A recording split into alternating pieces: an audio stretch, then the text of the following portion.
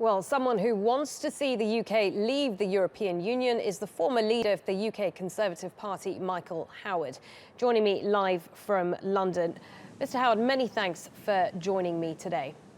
Now, 10 Nobel-winning economists, top business leaders, as we had in the package, including the likes of Sir Richard Branson, all joining the chorus of warnings that leaving will be devastating for the UK economy. Are they all wrong? The truth is that they don't know what's going to happen. Nobody knows what's going to happen. And Richard Branson, whom you mentioned, and many of the businessmen you've mentioned, were very strongly in favour of our joining the euro. Now, it would have been a disaster had we joined the euro, so they were wrong about that. And I believe they're wrong about this. I think that as the fifth biggest economy in the world, we will be perfectly capable of standing on our own 2 feet, trading successfully with the rest of the world, and I think we'll be fine. But I also think there are other factors which are relevant to this debate, and not least is the extent to which we can run our own affairs and become truly independent. Okay, and we'll get to those points. Richard Branson says he remembers Richard Branson says he remembers how difficult it was for businesses to operate effectively before the EU. He basically says is saddened at the prospect of returning to those days. Are we not just taking the UK backwards? Not at all. And his memory's playing him false. We were the fifth biggest economy in the world before we joined the EU. And the fact that we've prospered since owes as much to Margaret Thatcher's economic reforms as it does to our membership of the European Union. I'm afraid Richard Branson was completely wrong about the euro, and he's wrong now. You were a supporter of the common market in the 70s. Why have you changed your mind? Because the common market has changed. What was then a common market with very limited jurisdiction is now a European Union which has become a political entity, much more concerned with political matters than with economic matters. And I'm very unhappy with the fact that our Parliament and our Supreme Court are now subordinate to the European Court of Justice and to the European Commission. The European Court of Justice may, in a few weeks' time, strike down an act of our Parliament.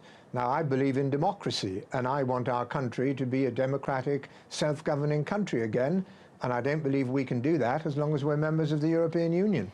You've accused the Leave campaign of scaremongering, but is the Leave campaign not doing worse? I mean, for example, this whole debate about this poster that was released last week, which shows a huge line of migrants snaking into the distance with the words breaking point in red.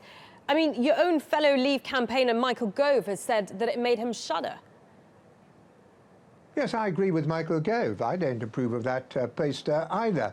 But you must understand that both the Leave campaign and the Remain campaign are broad coalitions, and we don't all agree with the other people on our side. For example, David Cameron, the Prime Minister, and Jeremy Corbyn, the leader of the opposition, are both in favour of Remain, but they disagree with each other on a whole range of things.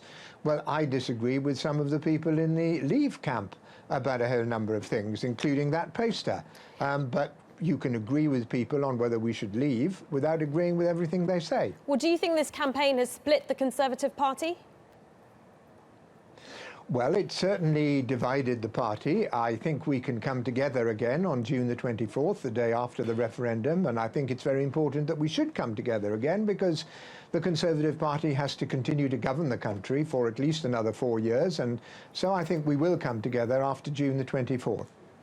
We have seen the polls balance towards Remain in the last few days after the murder of the MP Jo Cox. Do you think that's because the people haven't liked the tone of your campaign? I don't know. I don't know what drives the opinion polls. As the saying goes, there's only one poll that matters, and that's the one that's going to take place in a few days' time on Thursday. Now, if the UK votes to remain, does that settle the score once and for all within the Conservative Party? Does this end the whole criticism of the EU? Well, I don't think it will end criticism of the EU. As far as I'm concerned, and I can only speak for myself, it will have settled the argument about whether we should remain members or not. Others, I think, will not be satisfied. But it certainly won't end criticism of the European Union, because even if we continue to be a member, we'll be entitled to criticise it, and there's an awful lot to criticise. What about David Cameron? Do you want to see him remain as Prime Minister regardless of the outcome? Yes. OK, many thanks for joining us, Michael Howard, the former UK Conservative leader. Thank you.